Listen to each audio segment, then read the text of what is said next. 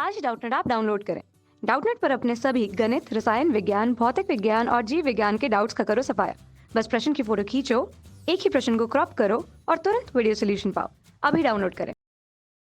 Question है, एक गेंद 60 मीटर ऊंची मीनार की चोटी से 20 मीटर प्रति सेकंड की चाल से ऊर्ध्वाधर ऊपर की ओर फेंकी जाती है, तो हमें गुरुत्वीय त्वरण जी का मान 10 मीटर पर सेकंड स्क्वायर मानकर हमें पता करना है। क्वेश्चन का फर्स्ट पार्ट है वह है गेंद कितने समय बाद पृथ्वी से टकराएगा। जो दूसरा पार्ट है क्वेश्चन का वो है गेंद फेंकने के बाद से पृथ्वी पर टकराने तक के समयांतराल में गेंद द्वारा तय की गई दूरी तथा इसका विस्थापन कितना होगा।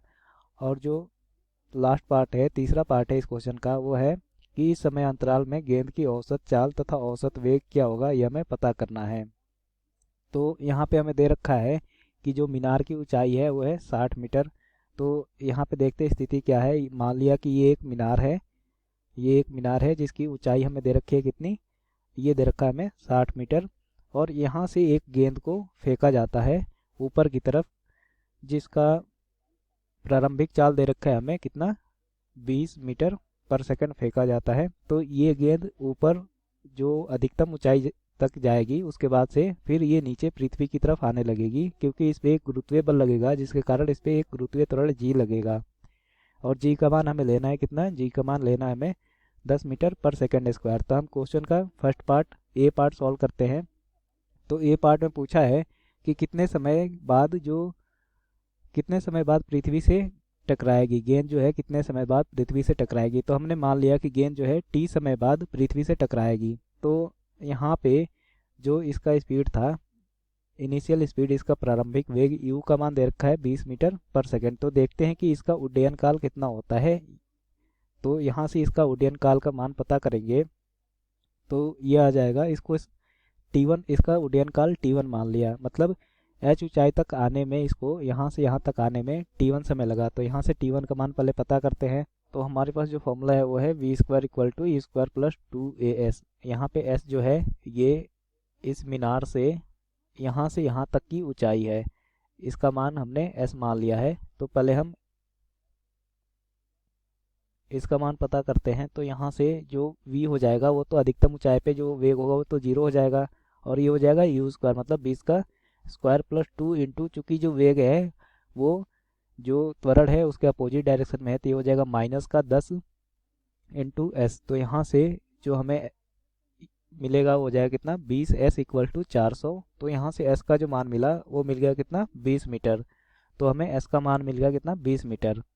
अब हमें पता करना है कि जो उड्डयन काल है वो कितना है। तो जो गति का प्रथम समीकरण है वो है v equal to u plus a t. यहाँ पे v 0 है, u का मान कितना है, ये है 20 प्लस g, चूँकि वेग से अपोजिट डायरेक्शन में है, विपरीत दिशा में, इसलिए g का मान -10 लेंगे, और यहाँ पे t हो जाएगा, स्मॉल t1 हो जाएगा। तो यहाँ से 10 t1 का जो मान आया वो 20 के बराबर आ गया, t1 का जो मान आ गया वो 20/10 मतलब 2 सेकंड के बराबर आ गया। तो यहाँ पे जो उड्डयन काल होगा वो यहाँ से जो इसका मीनार है वहाँ से अधिकतम ऊंचाई तक जाने तथा उससे वापस आने का समय होगा, तो वो समय भी T1 के बराबर ही होगा। मतलब जो उड्डयन काल आ गया वो हो गया 2T1 के बराबर, मतलब ये हो गया 4 सेकंड के बराबर। तो उड्डयन काल का मान आ गया 4 सेकंड के बराबर। अब चूंकि यहाँ पे जब आता है तो इसका वेग वहीं रहेगा, ऐसे जाके ये वापस आएगा यहाँ से। तो इस ऊंचाई पे जब आएगा तो यहाँ पे जो इसका ऊपर जाने का वेग होगा उसके नीचे जाने का वेग भी सेम ही होगा। तो यहाँ पे जो इसका वेग आ गया वो हो गया 20 मीटर पर सेकेंड। तो अब पता करना है हमें कि जो मीनार है उससे नीचे आने में कितना समय लगा। तो मीनार का जो हाइट दे रखा है वो कितना है, h का मान दे रखा है हमें 60 मीटर, ये 60 मीटर हमें दे रखा है। तो यहाँ से नीचे आने में जो समय है उसको पता करते हैं। तो ये हो गया 60 equal to u t, u का मान है 20 इंटू, मान लिया टी समय लगा तो होगा 20 इंटू टी इंटू 1/2 इंटू जी, जी का मान है कितना 10 इंटू टी स्क्वायर। तो यहाँ से हो गया 5, और ये हो गया कितना 60 equal to 20 t plus 5 t square. तो पूरे समीकरण को 5 से भाग दे देते हैं, तो ये कितना आ जाएगा, ये हो जाएगा 15, और ये हो जाएगा 12 इक्वल टू, ये हो जाएगा 4t प्लस टी स्क्वायर। तो ये हो जाएगा 4t square plus 4t minus 12, तो ये बराबर 0। तो यहाँ से ये लिख सकते हैं T square plus 6t minus 2t minus 12 बराबर 0। तो यहाँ से दो फैक्टर बनेंगे इसके, एक हो जाएगा t प्लस 6 और ये एक हो जाएगा कितना, एक हो जाएगा t माइनस टू। तो t का जो मान है वो -6 तो हो नहीं सकता, इसलिए हम t का मान यहाँ से ले लेंगे t इक्वल टू 2 सेकेंड। इसका मतलब ये है कि जो 60 मीटर की ये जो मीनार है उसको की जो ऊंचाई है उसको कवर करने में जो समय लगा वो मिला कितना, 2 सेकेंड। तो जो हमारा पहला पार्ट था उसमें पूछा था कि गेंद कितने समय बाद पृथ्वी से टकराएगी, तो जो गेंद पृथ्वी से टकराएगी उसका जो समय होगा वो हो जाएगा t इक्वल टू उड्डयन काल जो है 2t1 के बराबर प्लस ये t। तो यहाँ से जो t का मान हो गया 2 इंटू उड्डयन काल था, 2 इंटू 2 मतलब 4 सेकेंड प्लस ये t। तो यहाँ से जो t का मान आ गया हो गया कितना, 6 सेकेंड के बराबर आ गया हमारा t का मान।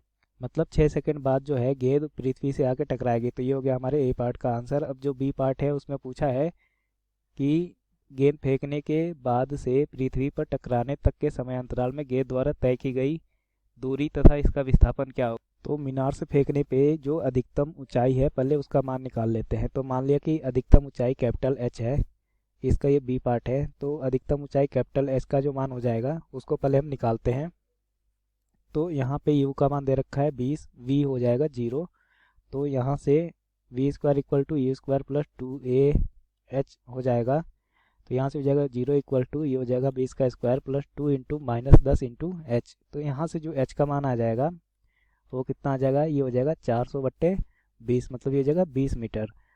तो जो कुल चली गई दूरी होगी गेंद द्वारा वो तो एक h ऊपर जाएगा फिर एक h नीचे आएगा और ये फिर 60 मीटर। मतलब जो कुल चली गई दूरी होगा उसको अगर हम d मान लें तो ये हो जाएगा 2h प्लस स्मॉल h, जहाँ पे स्मॉल h जो है वो मीनार की ऊंचाई है। तो d का जो मान हो जाएगा होगा 2 इंटू 20 प्लस स्मॉल h का मान कितना है, ये है 60।